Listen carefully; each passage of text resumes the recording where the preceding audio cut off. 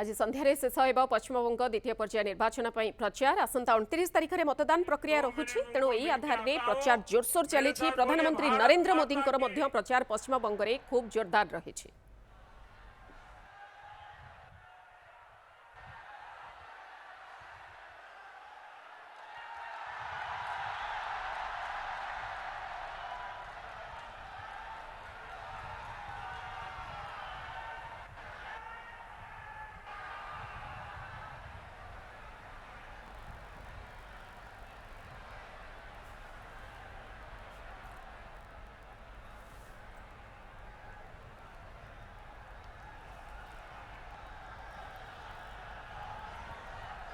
जय मां दुर्गा,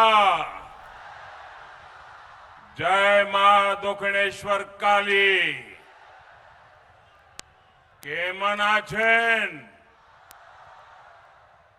साथियों, 1857 में इसी बैरकपुर की धरती ने आजादी की पहली लड़ाई को ताकत दी थी। यही धरती आज बंगाल में परिवर्तन की राह को और प्रशस्त कर रही है। यहां हर तरफ एक ही गूंज है, पलटानो दोरकार, पलटानो दोरकार, पलटानो दोरकार। साथियों, आप सभी इतनी दूर दूर से और सुबह सुबह हमें आशीर्वाद देने आए हैं। मैं आपका बहुत आभारी हूं। मैं हेलीपैड से यहां आ रहा था, करीब 2 किलोमीटर का रास्ता। दोनों तरफ ऐसा लोगों का हुजूम था, मैं कल्पना नहीं कर सकता हूं कि सुबह सुबह हजारों लोग आशीर्वाद देने के लिए आए। इससे बड़ा सौभाग्य क्या हो सकता है। साथियों, इस चुनाव में वैसे ये मेरी आखिरी सभा है और बंगाल में जहां जहां गया हूं, बंगाल के लोगों का जो मैंने मिजाज देखा है, मैं इस विश्वास के साथ वापस जा रहा हूं कि 4 मई के नतीजों के बाद बीजेपी के शपथ ग्रहण समारोह में मुझे आना ही है। और इसलिए मेरा उत्साह और बढ़ जाता है। साथियों, मैं पिछले 3-4 दशक से देश के कोने कोने में जाता रहा। राजनीति में आने के बाद, भाजपा में आने के बाद, मैं बीजेपी के कार्यकर्ता के रूप में पार्टी जो भी काम कहती है वो मैं करता हूं।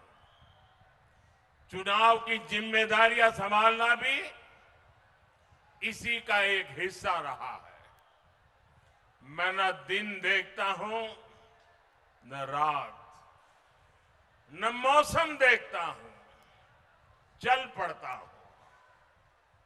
साथियों, जब से घर छोड़ा है, मुझे आप सबके बीच रहने में सुख मिलता है, सुकून मिलता है और आप ही मेरा परिवार है।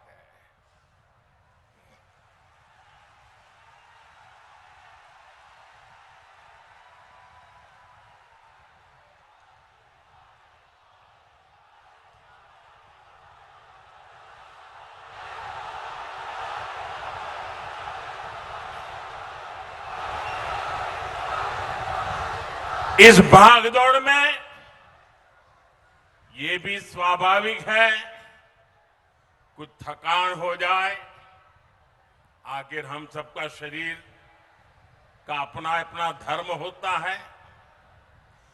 30-40 साल पहले भी ऐसी भागदौड़ में थकान तो होती ही थी, लेकिन साथियों इस चुनाव में एक अलग ही अनुभव कर रहा हूं।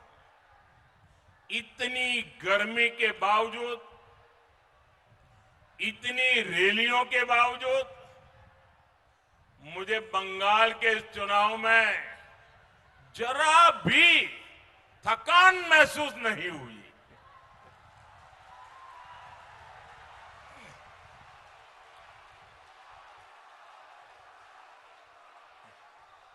मैं देखता था कि रोड शो तय स्थान पर खत्म होने के बाद भी बहुत आगे तक लोग कतार में लगे हैं, तो मैं दोगुने उत्साह से फिर उनके बीच चला जाता था। हेलीपैड पर भी यही होता था। ये रोड शो मेरे लिए राजनीतिक कार्यक्रम नहीं रहा। मैं अनुभव करता था ये रोड शो मेरे लिए तीर्थ यात्रा की तरह रहे हैं।